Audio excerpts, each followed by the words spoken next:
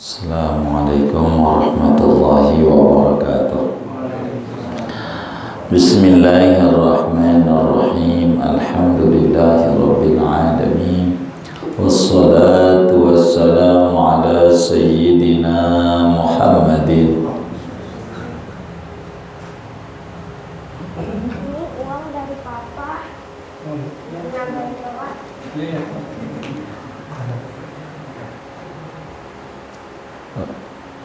Wassalatu wassalamu ala sayyidina Muhammadin wa ala alihi wa sahbihi ajma'in. Amma ba'du, faqad qala al-Imam al-Ghazali rahimahullahu ta'ala wa nafa'ana bihi wa bi barakati ulumihi wa ghafara lahu wa li masyaikhihi wa li masyaikhina amin.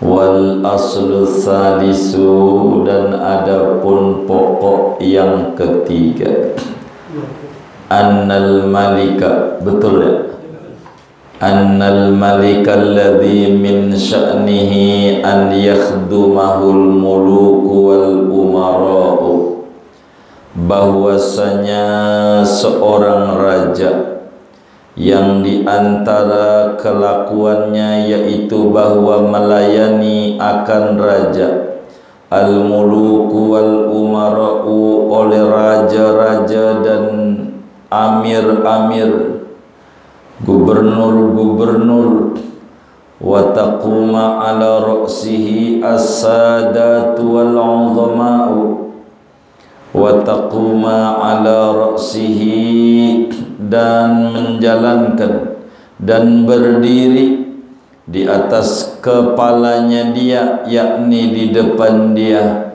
as-sadatu, oleh para pemimpin-pemimpin, wal 'udhama'u, dan pembesar-pembesar, wa yatawalla khidmatahul aliba'u wal hukama'u, dan mengurusi akan khidmat kepadanya al-aliba'u, oleh orang-orang yang cerdik pandai, wal hukama'u, dan orang-orang yang bijak, wal ulama, dan ulama, wa yamshi baina yadaihil akabiru war ru'asa'u, dan berjalan di hadapannya al-akabiru, oleh orang-orang besar, warru'asa'u, dan kepala-kepala.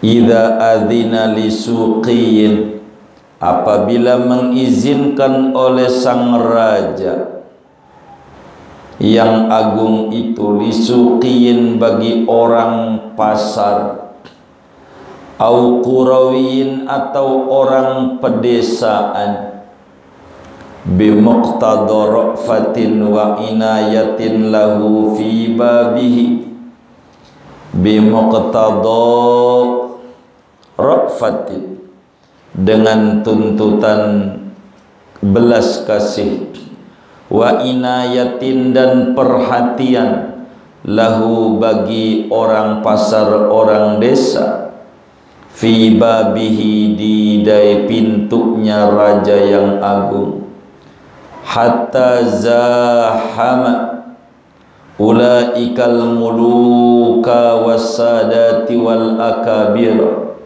sehingga berdesak-desak oleh orang pasar, orang desa akan mereka itu raja-raja dan pimpinan-pimpinan, wal akabir, dan orang-orang besar, wal afadila, dan orang-orang utama, fi khidmatihi, pada berkhidmat kepada raja.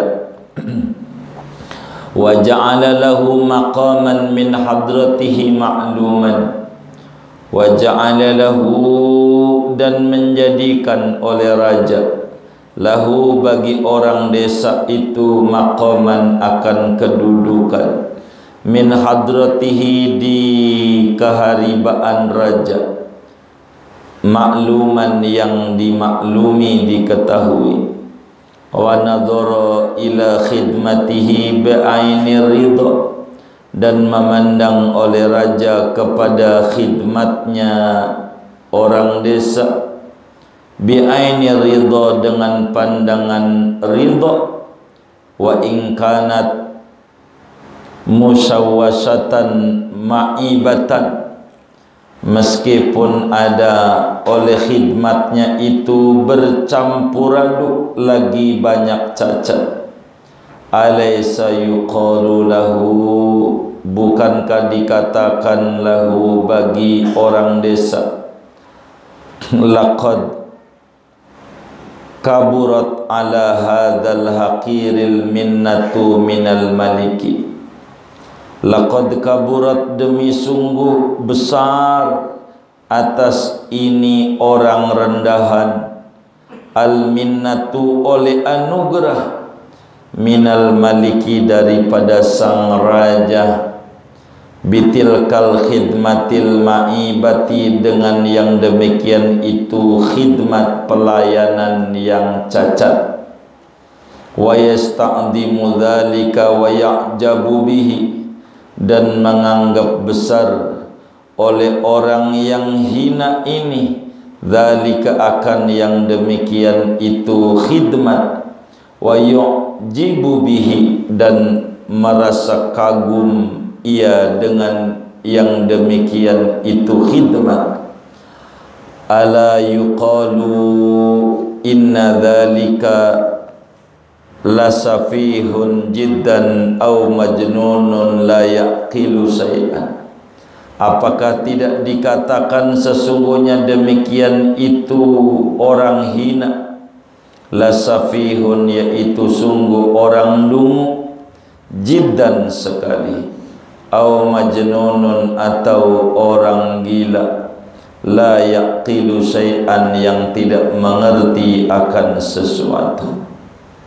Walamma taqarrara hadza, dan tatkala terurai oleh ini, fa inna ilahana subhanahu wal malikul ladzi yusabbihu lahu samawati sab'u wal ardu wa man fihinna, maka sesungguhnya Tuhan kita subhanahu wa ta'ala yaitu seorang raja yang bertasbih baginya oleh langit yang 7 dan bumi dan orang yang ada di langit dan bumi. Wa in min syai'in illa yusabbihu bihamdih, tidaklah sesuatu melainkan bertasbih ia dengan memuja-memuji Allah. Wal ma'budul ladzi yasjudu lahu man fis samawati wal ardi taw'an wa karhan, dan dia Allah adalah Tuhan yang disembah, yang sujud baginya oleh yang ada di langit dan yang ada di bumi dengan tunduk maupun terpaksa. Faminal khudami ala babihi Jibrilu, maka setengah daripada orang malaikat yang berkhidmat di atas pintu kemurahan Allah, Jibrilu yaitu malaikat Jibril al-aminu yang terpercaya membawa wahyu, wa Mikailu dan malaikat Mikail, wa Israfilu dan malaikat Israfil, wa Azrailu dan malaikat Azrail, wa hamalatul arsy dan malaikat pemikul-pemikul arsy, wal karubiyun dan malaikat-malaikat karubiyun, war ruhaniyun dan malaikat-malaikat ruhaniyun, wasairul malaikatil muqarrabina dan setinggalnya malaikat yang dihampirkan, alladzina la yuhsi adadahum illallahu rabbul alamin, orang-orang yang tidak menghitung akan jumlah bilangan mereka kecuali oleh Allah Tuhan semesta alam saja.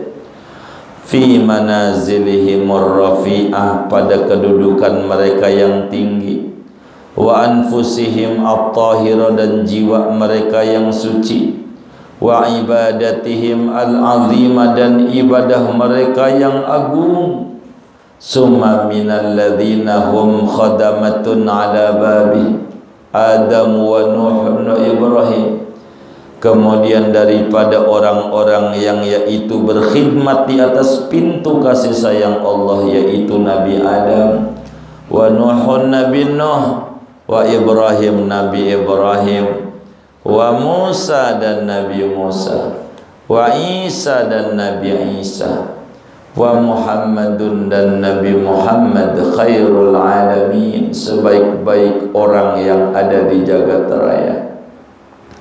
Ma'asairil anbiya'i wal mursalin, bersama setinggalnya para nabi dan para rasul, salawatullah wassalamu alaihim ajma'in. Adapun segala rahmat Allah dan kesejahteraannya yaitu tercurah atas mereka semuanya, fi maratibihimul munifah, pada martabat-martabat mereka yang tinggi, wa manaqibihimul azizati syarifah, dan manaqib mereka yang agung yang mulia, wa maqamatihimul karimah, dan kedudukan mereka yang mulia, wa adatihim al-jalilatil khatirah, dan adat kebiasaan mereka yang agung, al-khatirah, yang agung.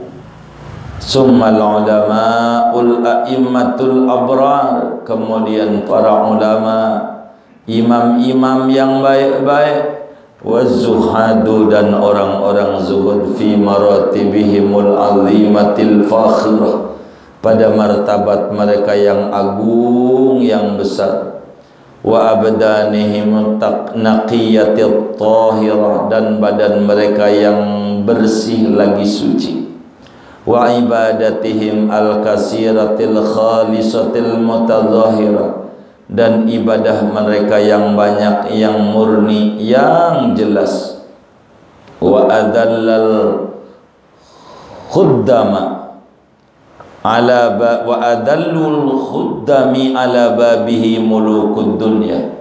Adapun yang paling hinanya pelayan-pelayan ala babihi, di atas pintu kasih sayang Allah, mulukud dunya, yaitu raja-raja dunia, wa jababiratuha, dan diktator-diktator dunia, yakhiruna lahu alal adqani sajidin, mereka tersungkur bagi Allah di atas tangkuknya padahal sujud, saghirinya lagi hina dina, wa yu'affirunal wujuha fit turabi, dan mereka mengotori akan wajahnya pada debu tanah, khadiin, padahal hina, wa yarfa'una hawaija umilaihi, mereka mengajukan akan hajat-hajat mereka kepada Allah, bakina, padahal menangis, bahilina, lagi merintih, dori'ina, lagi meminta-minta, berdoa, wa yaghtarifuna lahu wa ya'tarifuna lahu, dan mengakui, merasa lahu bagi Allah subhanahu wa ta'ala, bil ubudiyati, dengan menghamba, wa li anfusihim bin naqsi, dan bagi diri mereka dengan kekurangan, sajidina saghirin, padahal sujud lagi hina dina, hatta rubama yanduru ilaihim nadratan, sehingga kadang-kadang memandang Allah ilaihim, kepada mereka, nadratan, dengan satu pandangan,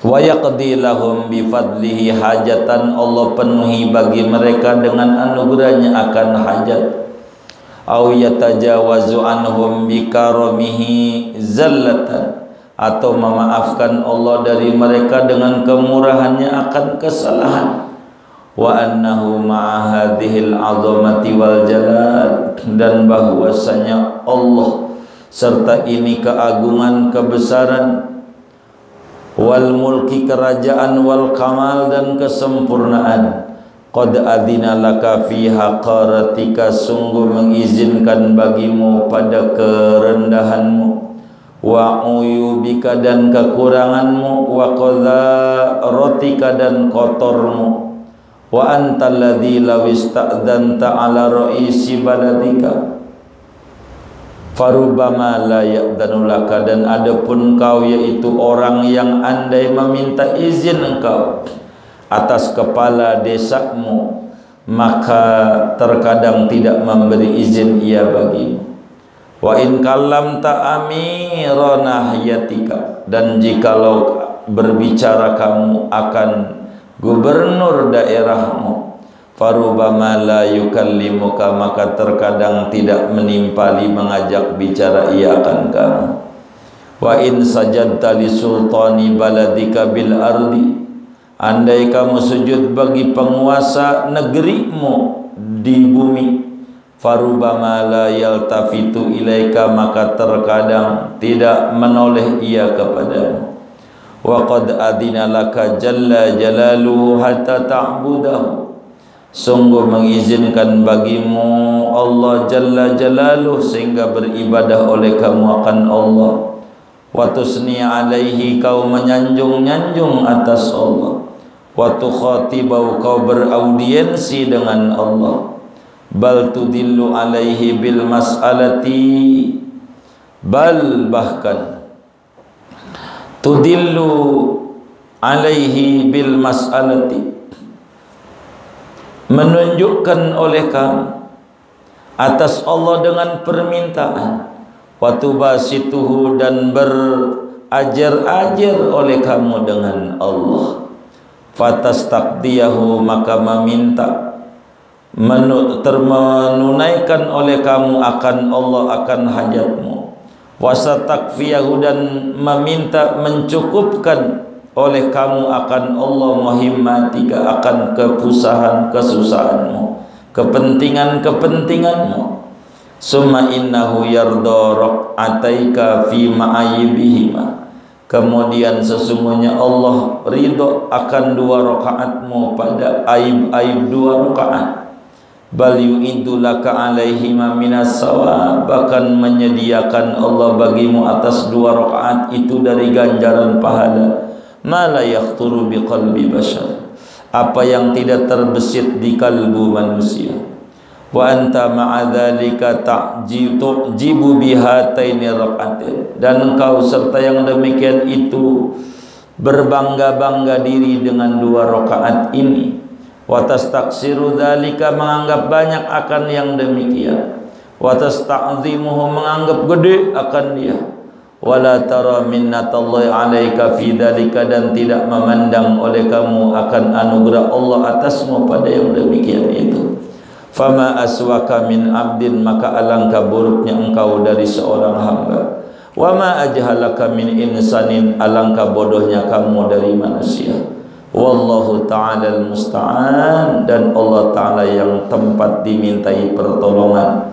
Walai'il mustaka min hadhihi an-nafsil jahilah, dan kepada Allah tempat mengadu daripada ini nafsu yang bodoh. Wa alaihi tuklan, dan atas Allah lah berserah diri. Fahadhihi, maka ini jumlah, yaitu ini keagungan sekali. Wallahu a'lam. Saudara sekalian, hidup yang paling bahagia, cita-cita yang paling tinggi, keinginan yang paling agung, bila kemudian kita mendapatkan kehidupan yang bahagia, yaitu kita bisa sukses bukan saja di dunia, tapi sukses juga di kubur, dan kita bisa sukses di akhirat. Allah jelaskan tentang siapa orang sukses dalam Al-Quran. Faman zuhziha 'anil nar wa udkhilal jannata faqad faz. Orang yang sukses adalah orang yang dijauhkan dari neraka pada akhirnya dan dimasukkan ke dalam surganya Allah Subhanahu wa ta'ala. Maka orang yang sukses adalah orang yang kelak dianugerahi surganya Allah Subhanahu wa ta'ala. Mudah-mudahan kita termasuk di situ. Amin. Imam Ghazali sebagai ulama yang sayang kepada kita, membimbing dan menuntun kepada kita, mengarahkan kita bersama supaya kita hidup ini bukan mendapatkan hidup enak, tapi juga bisa mendapatkan mati enak dan di akhirat enak. Maka Imam Ghazali karangin kitab namanya Minhajul Abidin, kiat-kiat orang yang ibadah, agar supaya bisa mendapatkan kesuksesan di dunia, kesuksesan di kubur, dan kesuksesan di akhirat, bisa masuk surganya Allah. Maka kata Imam Ghazali, ada 7 langkah yang dia harus tempuh supaya dia bisa mendapatkan kesuksesan itu. Laksana langit menembus 7 lapis langit supaya bisa masuk ke cakrawala keagungan Allah Subhanahu wa ta'ala. Harus 7 lapis. Lapis pertama namanya aqobatul ilm, lapisan ilmu. Kita harus menuntut ilmu. Kalau kita pengen bahagia di dunia, bahagia di kubur, dan bahagia di akhirat, harus ngaji. Khususnya ilmu mengenal Allah, supaya kita banyak takutnya sama Allah, bukan takut sama makhluknya saja. Penyakit kita takuti, tapi yang nyipta penyakit, yang punya surga, punya neraka, enggak kita takuti. Maka supaya kita itu tahu tentang Allah, kita bakal mengenal betapa sucinya Allah, betapa agung dan mulianya Allah. Bila itu sudah paham, kita bakal muncul sadar diri kita kotor, diri kita hina, diri kita tak pantas dekat dengan yang suci. Innallaha thayyib la yaqbalu illa thayyiban. Allah suci, tak menerima kecuali yang suci. Setelah mengenal kebesaran Allah, telah mengerti kekurangan diri, maka dia harus masuk di lapisan 2, yaitu lapisan mandi dengan air taubat. Namanya aqabatut taubat. Dia bertaubat kepada Allah dari kekurangan dirinya. Sebab tidak bisa orang yang tidak taubat dekat dengan Allah, tak bisa. Taubat artinya balik sama Allah. Taubat artinya sadar diri dia butuh sama Allah. Maka kudulah dia bertaubat kepada Allah Subhanahu wa ta'ala. Loloslah dia, rapilah dia daripada tahap 2 yang disebut tahap taubat. Maka ternyata tidak cukup untuk dekat dengan Allah itu, kecuali ada beberapa kendala. Ada kendala untuk dekat dengan Allah. Udah asik-asik kita ngaji, ada aja gangguannya. Ada gangguan itu macam-macam. Ada gangguan urusan dunia yang menjadi kita nggak ngaji. Ada yang ganggu makhluk. Mau berangkat ngaji bini, astagfirullah, sama dia punya laki, bang ngaji mulu rumah, ngaji mulu rumah mulu apa, ngaji mulu. Ya udah dah, anak ya jangan ngaji apa zaman begini, nggak jadi lagi. Ada hanya kendala-kendala. Belum lagi ada yang nakut-nakutin. Kalau di rumah Allah paling banyak wabahnya, ngeri juga. Ini gangguan namanya makhluk. Gangguan nih untuk dekat sama Allah. Bila kita lolos daripada kendala-kendala, ternyata nggak cukup, masih ada rintangan. Urusan rezeki lah. Ini gimana ini ya, cicilan. Emang cicilan yang bikin puyeng. Begitu kira-kira. Iya, ini yang bikin puyeng. Apalagi ya, kemudian masa depan, kemudian wabah-wabah, kemudian belum menghadapi takdir Allah. Ini namanya tahapan rintangan. Lolos ini, kita bisa mengendalikan ini. Masih ada tahapan kelima, yaitu aqabatil qawadih, roja aqabatul bawais, roja. Kita memiliki motivasi, kita memiliki harapan, kita memiliki cita-cita yang agung. Dari itu kita siap untuk melangkah. Ternyata sesudah kita semangat ibadah, kita menjadi orang yang tegar dan kuat. Secakap apapun perilaku kita, mesti komentar orang tidak bakalan sama. Kita harus berjalan mengikuti alur apa yang digariskan Tuhan. Ternyata ini bisa lolos kita daripada menyeimbangkan rem dan gas. Ibarat mobil, kita bisa khauf dan roja terkuasai. Yang keenam, ternyata tidak mudah untuk dekat dan sukses. Ada namanya qawadih,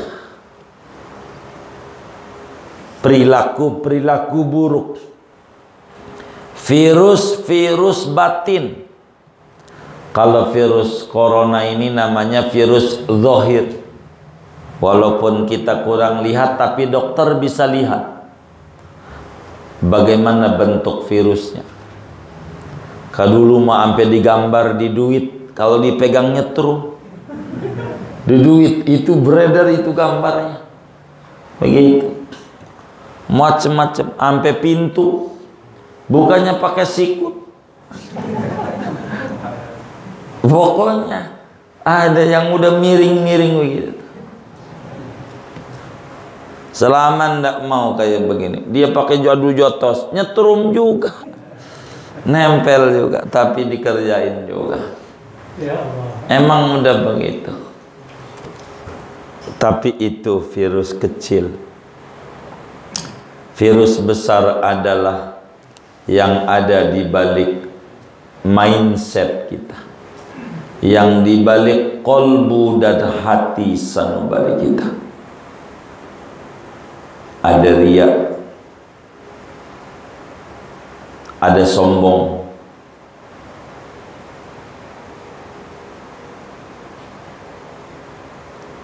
ada ujub.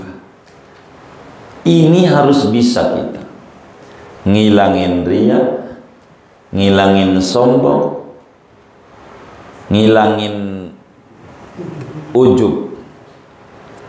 Ini virus yang paling berbahaya. Ujub tuh merasa bangga diri, merasa diri hebat, merasa diri palingnya diri. Tidak ada bandingan orang lain. Kalau ada bandingan orang lain, saya lebih hebat dari dia. Namanya bukan ujub, namanya sombong. Kalau ujub mah tidak ada pembanding. Sombong itu masih ringan. Yang lebih parah penyakit orang adalah ujub. Gue gitu hebat, gitu. Itu gue hebat, enggak ada tetangga, teman, enggak. Kita hanya perasaan di jiwa. Itu penyakit berbahaya. Ujub di hati doang, ngerusak semua. Ini penyakit batin namanya qadih, dengki segala macam. Itu penyakit yang kudu dibuang dari hati. Ini virus paling berbahaya. Dengki, sombong, riya, ujub. Ujub tuh bangga diri, mengingat nikmat Allah tapi tidak ingat pemberinya, merasa diri hebat tanpa ingat bahwa kehebatan itu diberi oleh Allah. Kalau sadar mah kehebatan dirinya diberi oleh Allah, namanya tahaddus bin nikmah. Itu mah amal baik. Wa amma bi nikmati rabbika fahadis. Adapun nikmat dari Tuhanmu sebut-sebut. Kita ingat ya Allah, alhamdulillah pandemi begini saya masih hidup. Pandemi begini saya masih sehat. Pandemi begini alhamdulillah ya Allah saya masih makan 3 kali ya Allah, itu juga belum termasuk bakso, mie ayam, batagor, siomay. Ya Allah luar biasa kau nikmat. Itu namanya tahaddus bin nikmat. Itu masyukur. Itu begitu. Nah, kita ini ngaji mau ngomongin bahaya ujub dan bagaimana kiat-kiat ngilangin ujub, dan memasuki kiat ketiga malam hari ini. Bagaimana cara ngilangin ujub? Maka akan diajarkan oleh Imam Ghazali kiat-kiatnya supaya kita tidak ujub. Ini ngaji panjang, tadi orang udah lihat saya kapan berhentinya. Nggak apa-apa, karena habis pernah 2 kali ngaji sampai jam 12 ya. Setuju nggak? Hah? Nggak apa-apa ini. Gitu. Iya, tapi nyengirnya ini tulus apa kagak ini?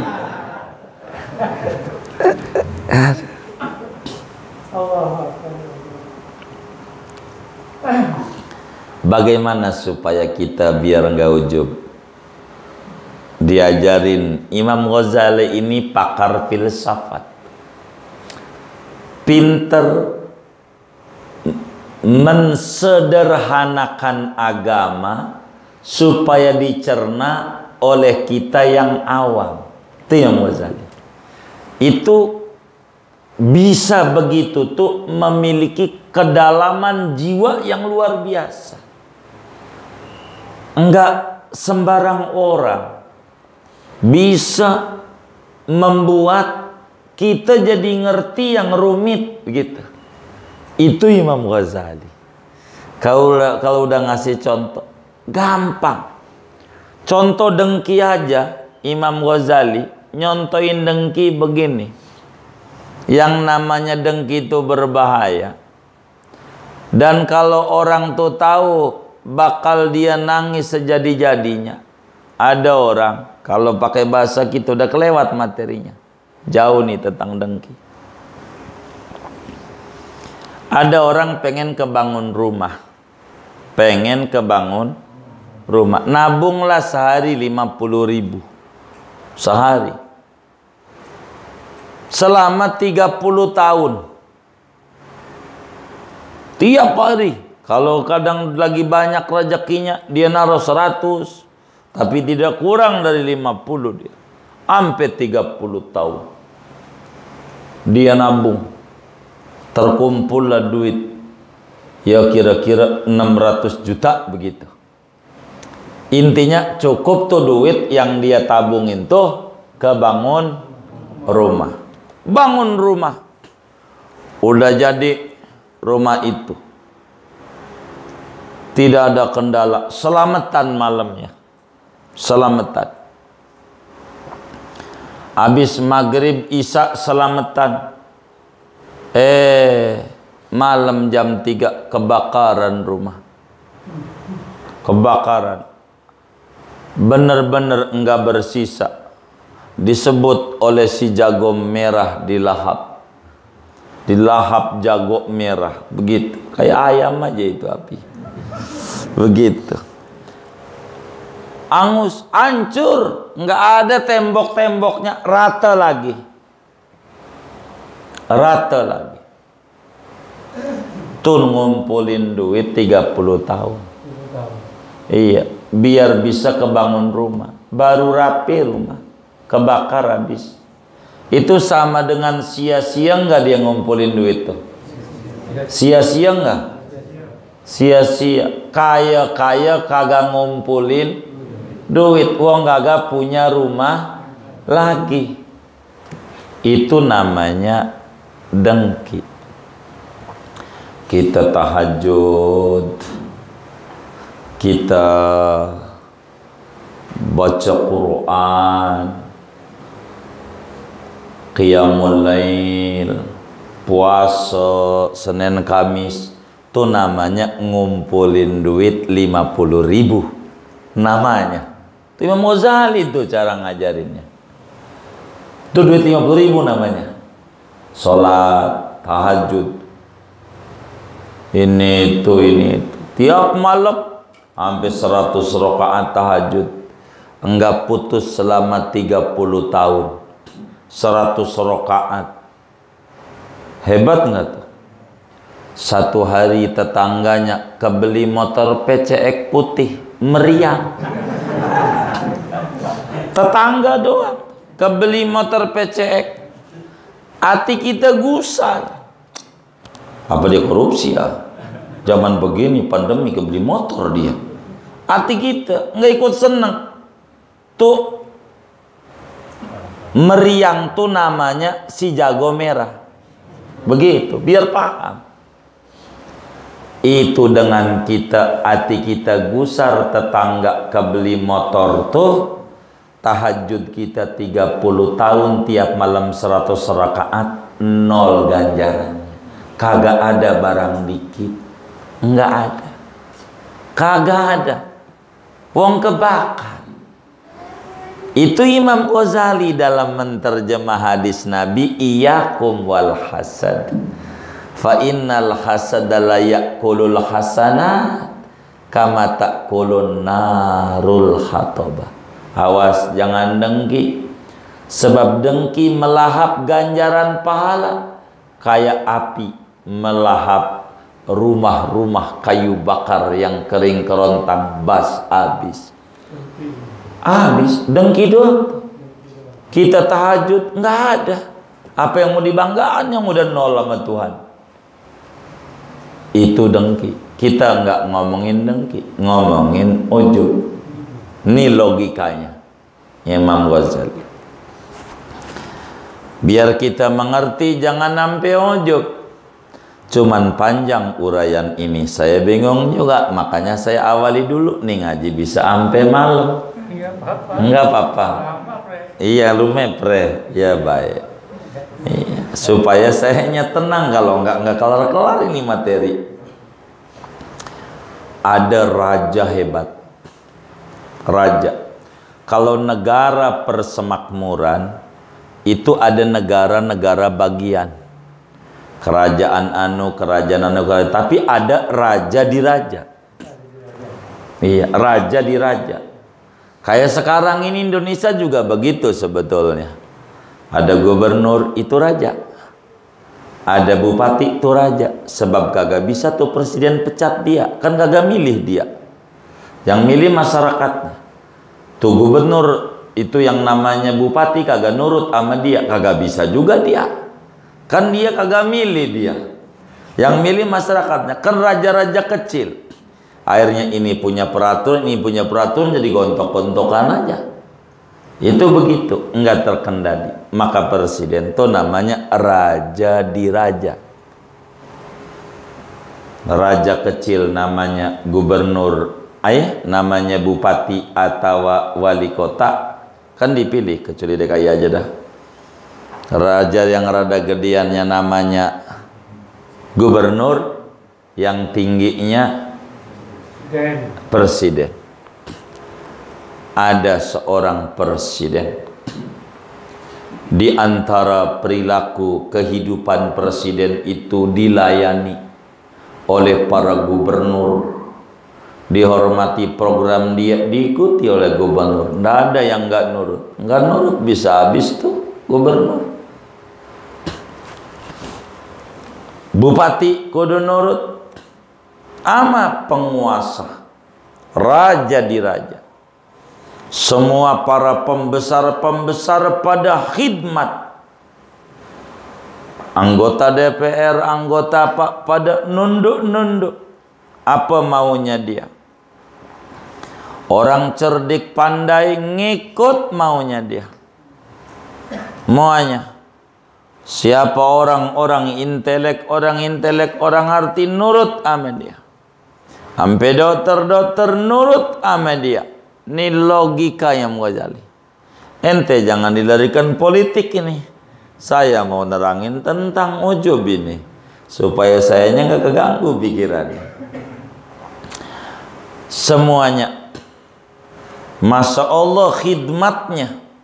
Belum kiai-kiai, apa aja yang dia mau ngikut aja sama dia. Namanya juga raja di raja. Orang besar mana? Semuanya pada hormat sama dia. Raja. Tuh raja yang dieluk-elukan oleh para orang-orang besar. Tiba-tiba ada raja begitu tuh. Ada orang pasar. Dia dagang siang-siang Ramadan, dipanggil. Begitu. Karena dia dagang, diomelin kagak boleh siang hari. Ini begitu. Suqina. Atau ada orang desa. Dipanggil nih orang pedesaan. Primitif. Diizinin oleh raja. Untuk deket sama raja. Orang desa. Mendapatkan perhatian dari raja, sampai ikut bersama-sama orang gede-gede, menteri-menteri, gubernur, bupati, para punggawa-punggawa kerajaan. Ini orang nih yang dari desa, dari pedusunan, kaum primitif, bareng untuk khidmat, bercakap-cakap dengan raja. Bahkan ada tempatnya khusus buat orang desa ini kumpul bersama menteri, gubernur, segala macam. Orang-orang gede dikasih tempat. Dan sang presiden, sang raja memandang senang ama ini orang desa primitif. Senang diterima. Bagaimana cara penghormatan dia kepada raja. Padahal beda penghormatan antara orang-orang besar yang terlatih dengan dia. Tapi ama raja, apa dia cara hormatnya? Udah baik ayah, udah her. Begitu, enggak dipandang. Padahal banyak sekali cara penghormatan yang enggak benar, banyak kekurangannya, cara ngelayaninya enggak bisa. Bikin sayur asem campur mengkudu udah girang aja raja. Sayur asem campur mengkudu mana ada enaknya. Tapi diterima aja sama raja. Ini orang desa punya posisi luar biasa. Padahal dia orang pedesaan, pegunungan, primitif. Tapi dia punya porsi luar biasa. Sampai orang-orang berkata, waduh, luar biasa anugerah raja kepada nih orang yang hina, orang kampungan, Luar biasa raja memberi perhatian sama dia.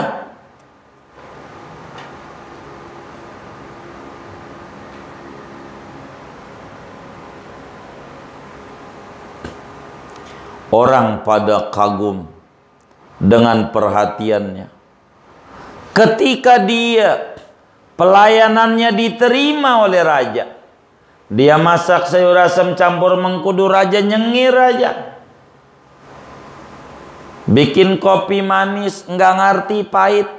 Udah tahu hidup udah pahit, ngopi pahit, tambah pahit. Aduh, ini nggak ngerti.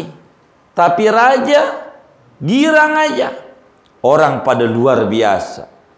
Muncul di pikirannya, ini si orang pedesaan dan pegunungan ini yang di pasar nggak ngerti sopan santun. Dia ada di hatinya membangkit-bangkit atas pelayanan dia bikin sayur asem campur mengkudu. Gua hebat, masakan gua keterima sama raja. Emang gua mah tinggi, gua sekelas sama menteri-menteri, gua sekelas sama gubernur, gua sekelas sama bupati, gua sekelas sama DPR. Dia berkata begitu dalam pikirannya. Kalau sampai orang tahu, orang bakal berkata, ini perilaku gila. Justru dia dihormati, bukan karena amalnya dia, karena perhatian raja sama dia. Bikin sayur asem aja campur mengkudu, nggak ngerti tatan sopan, masuk istana aja pakai blue jean yang bukan aturannya, diterima juga. Bukan karena kehebatan dia, tapi karena raja memandang seneng sama dia. Perhatian raja yang hebat, bukan amalia dia. Kalau dia sadar ini tindakan konyol, kalau sampai si orang pegunungan ini bangga dengan perbuatan dia, yang cara pelayanan nama raja tidak sama sama yang mengerti cara melayani raja. Tapi ketika dia diterima oleh raja, kayak raja-raja, menteri-menteri, gubernur-gubernur, lalu muncul di hatinya, gua hebat, gua hebat, gua hebat. Pikiran itu namanya orang gila. Gila. Gila. Orang stres, orang rada-rada. Inilah gambaran ujub. Tuh logikanya. Balik sama ajaran sebenarnya. Bukan menyamakan presiden dengan Allah biar gampang dicerna. Allah tuh begitu. Allah tuh raja di raja, yang berkhidmat melayani Allah. Ya Rabbana, malaikat di langit, malaikat di bumi, malaikat di arsy, malaikat di bumi aja miliaran, dan jumlahnya cuma 10% dari malaikat di langit pertama. Malaikat di langit pertama hanya 10% dibanding malaikat di langit kedua. Di langit kedua 10% jumlahnya dibanding langit ketiga. Malaikat di langit ketiga banyaknya 10% dibanding langit keempat. Langit keempat 10% dibanding langit kelima. Langit kelima jumlahnya 10% dibanding langit keenam. Langit keenam dibanding langit ketujuh 10%. Langit ketujuh 10%. Dan seluruh malaikat yang di bumi dan di langit, bila dibandingkan malaikat yang ada di arsy Allah, kayak setetes dari air laut. Dibandingin setetes, kira-kira air laut itu berapa tetes itu? Kakak itu. Allah semuanya pada sujud sama dia. Tuh, semuanya pohon-pohonan apa aja sujud. Dan yang tertinggi, berkhidmat sama Allah. Raja-raja yang tinggi di sekeliling Allah. Kalau bahasa gampangnya, yang tadi tuh ada malaikat Jibril. Itu malaikat tertingginya malaikat. Jibril, malaikat hebat. Jibril, sayapnya aja ada 600. Sayapnya Jibril. Satu sayap ke satu sayap yang satunya sepanjang timur dan barat. Berapa kilo kira-kira dari timur ke barat itu? Ya kayak begitu aja dah. Begitu. Itu Jibril. Di luar Jibril ada Mikail. Yang malaikat agungnya luar biasa. Dia mengurusi tentang keuangan dan bansos.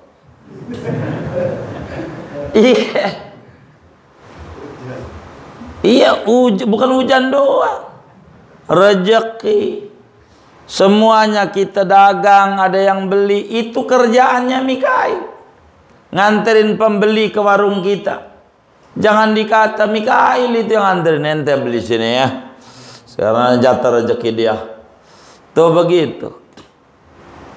Mikail jadi departemen keuangan dan sosial. Di sanalah ada bansos. Nyampe nggak ada yang nggak nyampe. Korting kagak di korting. Mikail ini luar biasa berkhidmatnya, ngebantu Allah. Ada malaikat Israfil.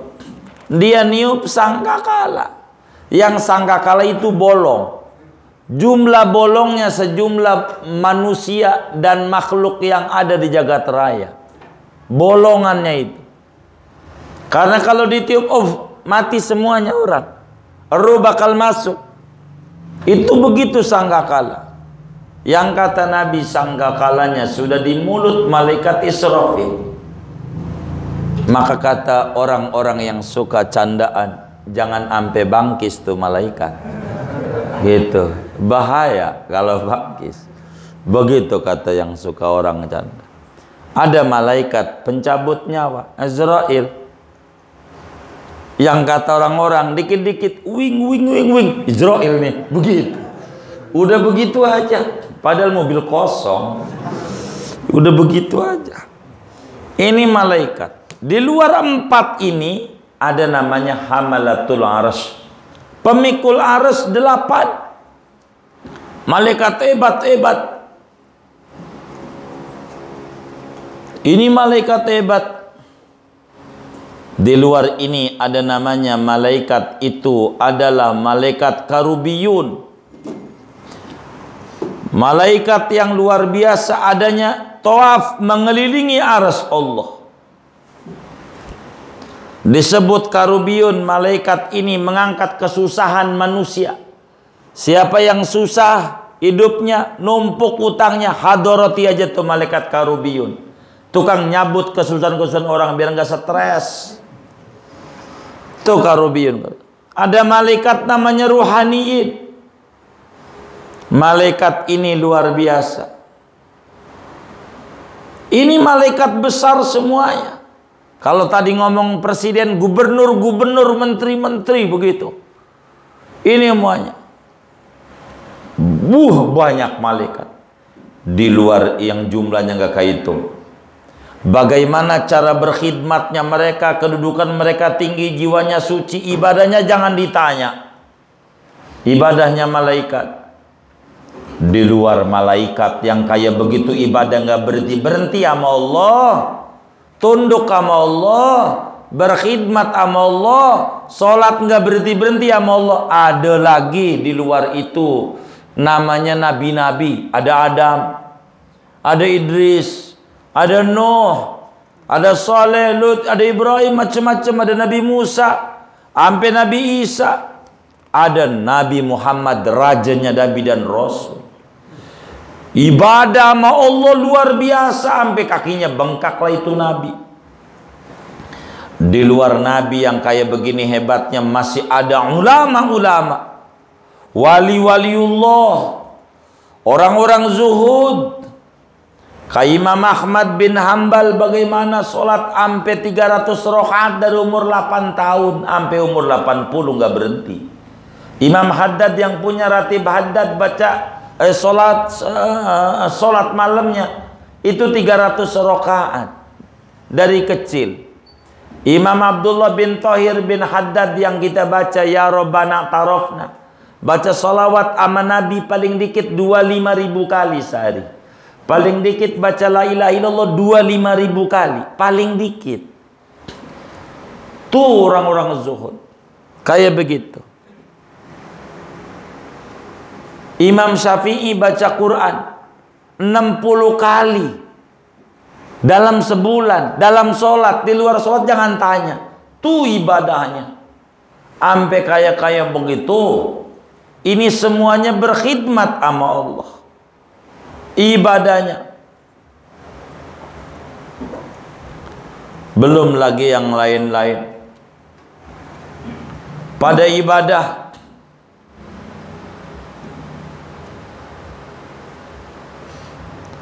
kemudian adalah kita orang, biar gampang aja, adalah kita orang yang hina, orang yang diktator. Dari dulu juga nggak demen nama masjid. Masjid ditutup, setuju. Emang apa? Emang gua kagak pernah ke masjid? Ya, pantas saja. Begitu. Itu begitu. Kita orang yang kotor. Yang bahas Imam Ghazali, orang des. Tuh begitu. Tadi tuh orang desa tuh kita. Orang hina, orang pasar tuh kita. Dibanding sama wali-wali, dibanding sama nabi, dibanding sama imam madhab, apalagi malaikat, nggak ada hitungannya khidmat kita sama Allah. Khidmat kita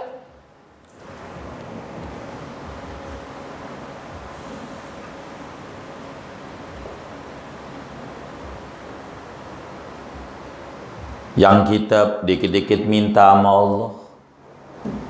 Kalau lagi puyeng dikit malam-malam nangis sama Allah. Begitu. Padahal ulah kita juga boros. Akhirnya ngutang yang tanda tangan di banknya kita, yang disalahin Allah. Ini gimana corona? Lah kan yang tanda tangan kita. Gitu, yang tanda tangan kita apa Allah ya? Lah kan kita, dia ngapa nyalain Allah? Tapi Allah masih izinin. Allah maafin kita. Bagaimana Allah hormatin kita. Kita rendah, kita ibadah. Dengan kita kekotoran kita, diizinin kita baca sholawat 100 habis sholat. Diizinin mata kita memandang Quran seain tiap hari. Diizinin kita untuk baca Rotibul Haddad, Aurad Rasulullah yang ditulis oleh Imam Haddad, disusun, dirapihin. Sedekah sehari seperak, 1000 tiap hari. Disamain kedudukannya sama malaikat-malaikat, boleh khidmat sama Allah, boleh ibadah sama Allah. Kayak wali-wali, kayak ulama. Siapa kita? Begitu. Kayak begitu. Kita hina, Allah pandang kita, Allah tunaikan hajat kita, Allah maafin kekurangan kita, Allah izinin kita ibadah sama Allah. Padahal orang semacam kita, andai minta izin sama lurah aja pengen datang ke rumahnya, aduh lu bawa corona, nggak usah lurah, kayak begitu, nggak diterima kita, nggak boleh masuk. Kita pengen bicara gitu sama wali kota, sama bupati, sama presiden, apalagi sama orang muda kayak gitu, nggak boleh. Sampai kita sujud-sujud sama presiden umpamanya, enggak juga, jadi kasihan presiden sama kelakuan kita. Orang kayak begini pura-pura doa, itu presiden, orang model kelakuan kita. Tapi Allah tidak. Kita kotor antara lihat HP sama lihat Quran. Ya Allah, mata kita kalau mau jujur banyakkan lihat mana? Quran. Alhamdulillah. Yang benar nih di musola ini. Coba orang model kita diizinin baca sholawat, diizinin baca Quran, diizinin ngaji, diizinin sedekah. Padahal dosa kita seabrek, ibadah kita nggak kayak malaikat, nggak kayak Rasul, nggak kayak Nabi, nggak kayak wali-waliullah, nggak kayak imam madhab, nggak kayak wali-wali kutub, nggak kayak orang-orang soleh. Tapi Tuhan izinkan kita beribadah, Tuhan izinkan kita bersolawat kepada Rasulnya, Tuhan izinkan kita membaca Al-Quran. Kita minta bermesra-mesra sama Tuhan, pengen dikasih sholat duha sampai 8 rakaat biar dekat sama Allah. Kagak, nih warung masih sepi aja. Bukan pengen dekat sama Allah, kagak. Sampai wirid, sampai kita mau datanglah ke kubur-kubur wali, emang apa? Nih puyeng. Begitu. Emang apa? Tuh kayak begitu. Pengen dekat sama Allah, minta hajat dikasih, minta dipenuhi kebutuhannya Allah kasih. Kemudian kita sholat malam 2 rakaat, itu juga ogah-ogahan, pakai kaos oblong, kaos bekas dikasih dari tukang ban merek Dunlop. Ya Allah, macem-macem. Walaupun sholat banyak kekurangannya, hatinya kemana-mana, tapi Allah sudah siapkan ganjaran gede buat tahajud 2 rakaat. Namun kemudian itu pagi-pagi kita bangga, hebat gue kuat tahajud. Banyak orang yang gak kuat untuk tahajud. Hebat gue kuat baca sholawat, banyak orang yang gak kuat baca sholawat. Hebat gue baca dalail, banyak orang yang gak kuat baca dalail. Hebat gue baca Quran, banyak orang yang kuat baca Quran. Hebat gue kuat ngaji, banyak orang gak kuat ngaji. Merasa besar, merasa banyak perhatiannya sama Allah. Alangkah gilanya perilaku orang kayak begini. Siapa dia dibanding ibadahnya malaikat? Siapa dia dibanding ibadahnya Nabi Adam, Nabi Idris, Nabi Nuh, apalagi Nabi Muhammad? Siapa dia dibanding ibadahnya para sahabat-sahabat Rasulullah? Siapa ibadah dia dibanding dengan para tabi'in, para imam mujtahid, para wali-wali kutub? Alangkah buruknya perilaku hamba model begini. Alangkah bodohnya manusia kayak begini. Kita ini ibadah nggak ada apa-apanya, saudara, nggak ada apa-apanya. Saya sering sampaikan dalail aja, Imam Haddad sehari 10 kali hatam sebuku sehari. Maknanya siang 5 kali, malam 5 kali hatam. Kalau kita bacaan sehari 10 kali kreditnya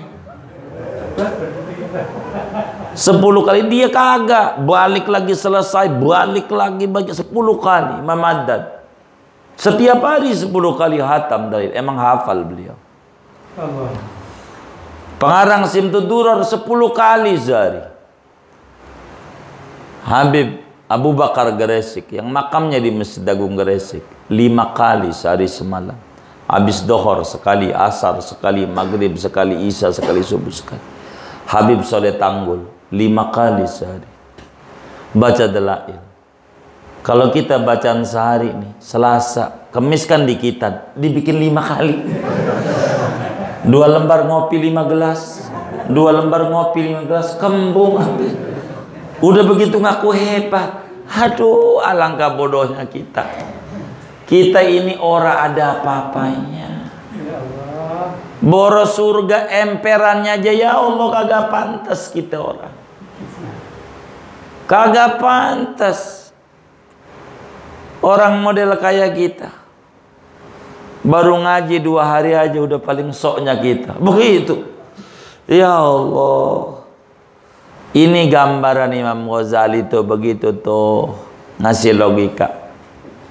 Lalu kita merasa tinggi. Justru kita banyak kekurangannya karena Tuhan izinin kita.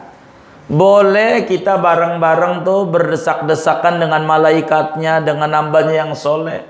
Bareng-bareng pengen dekat dengan Allah, boleh. Dikasih ruang dan tempat. Bukan karena kita hebat, tapi karena izin Allah. Jadi jangan bangga dengan segalanya. Andai kita punya harta, bukan karena kita, karena Allah kasih.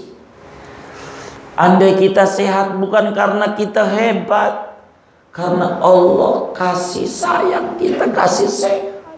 Biar kuat ibadah, dan Allah tahu ibadah kita masih dikit, maka kita dikasih sehat. Kenapa masih dikasih panjang umur? Allah tahu bekal kita kurang, Allah izinin kita ibadah, itu aja. Lalu kita merasa diri kita hebat. Hebat gue kuat tahajud, hebat gue kuat ini. Fama aswaka amin abdin, alangkah buruknya engkau seorang hamba ngaku pelayan Allah, yang kalau bahasa kita baca sholat dikebut sholat aja Allahu Akbar, Allahu Akbar, yang kayak begitu ngaku hebat. Itu namanya bikin sayur asam campur mengkudu. Ibadah model begitu. Imam baru baca Yasin aja sholat Isya, ya Allah lamanya. Begitu ibadah kita. Wa ma ajhalaka min insanin, alangkah bodohnya Anda sebagai manusia. Jangan kayak begitu kita merasa ujub, merasa tinggi. Kita kuat ibadah karena kuncinya dikasih sama Allah. Kita dikasih kaki untuk melangkah ngaji, kita dikasih mulut untuk bisa baca sholawat, kita dikasih mata melek untuk bisa lihat Quran, kita dikasih rezeki untuk sedekah, seperak itu juga. Tapi Allah udah janji, la in syakartum la azidannakum. Itu nggak ada apa-apanya. Apa yang mau dibanggai? Nggak ada. Isi perut kita adalah tinja, yang keluar dari mata kita belek, dari kuping kita conge, hidung kita ingus, mulut kita iler, dari dubur kita kotoran. Mana mulianya kita kalau kita mau ujub? Buang itu ujub dari diri kita. Kita kudu syukur sama Allah. Makasih ya Allah, alhamdulillah ala nikmatillah dikasih hidup, alhamdulillah ala barakatillah dikasih sehat, alhamdulillah hamdan yuafi ni'ama yukaf mazidah dikasih makan. Sampai sekarang masih makan dengan segala macam kebaikan Allah. Pada akhirnya alhamdulillahirabbil alamin. Begitulah harus yang kita banyak ulang-ulang.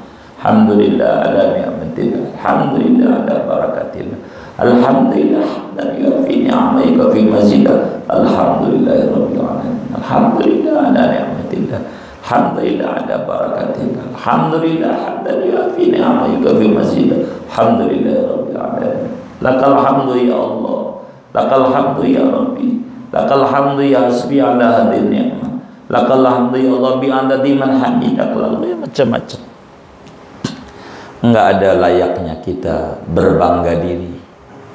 Buang itu buruk, sifat berbangga diri, karena itu tidak bakal membuat diri jadi tinggi di mata Allah. Kita diizinkan ibadah ini bukan karena kita hebat, kita sehat, karena Allah sayang sama kita. Sampai kita kuat duduk di majelis taklim, sampai kita kuat untuk ngaji, itu Allah sayang. Izinin kita boleh dekat sama Dia, bukan karena kita hebat, tidak ada. Maka banyaklah kita memuji Allah, berterima kasih sama Allah. Ujian gak seberapa, jangan menghilangkan nikmat yang begitu besar yang Allah berikan. Akal kita dari Allah jangan kita gunakan untuk mencela dan menjelek-jelekan Allah di masa pandemi ini. Bersyukurlah kita, kalau tak mampu bersabar saja sampai terus berikhtiar. Mata nasrullah, kapan ini habis? Ala inna nasrullahi qarib, pertolongan Allah sudah sangat dekat. Sabar saja, sabar saja. Kalau kita nggak bisa bersyukur, syukuri aja, karena di balik berbagai cobaan itu banyak hikmah besar bagi kita. Inilah di antara kiat-kiat supaya kita bisa menghilangkan ujub. Mudah-mudahan Allah jaga kita punya diri, Allah buang dari hati kita akhlak-akhlak tercela, Allah isi hati kita dengan akhlak-akhlak yang mulia, yang menghantarkan kita menuju sukses di dunia, sukses di alam kubur, sukses di akhirat. Juga keluarga kita, anak keturunan kita, teman-teman kita, handai taulan kita semuanya diberi keberlimpahan barakah oleh Allah. Amin ya rabbal alamin. Al-Fatihah.